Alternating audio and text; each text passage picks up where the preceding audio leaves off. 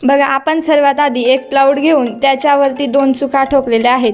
त्या चुका ठोकून एका दोरीच्या मदतीने आपण पेन्सिलने त्या प्लाऊडवरती लंबवर्तुळाकार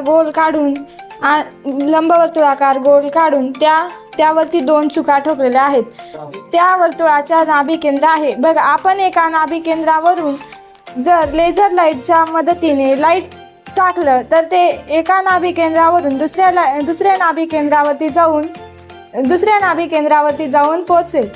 बघा, आपण एका नाभी केंद्रावरून जेव्हा लेझर लाईटच्या साहाय्याने एक लंबवर्तुळाकार कक्षेत ठेवलेल्या 2 काचेवरती जेव्हा आपण लेझर लाईटच्या मदतीने लाईट सोडू तेव्हा काचेवरती ठोकून एका नाभी केंद्रावरती येते.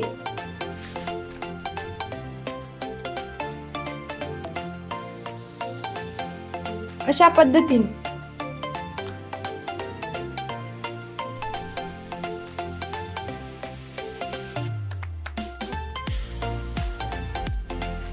आता दुसऱ्याकडे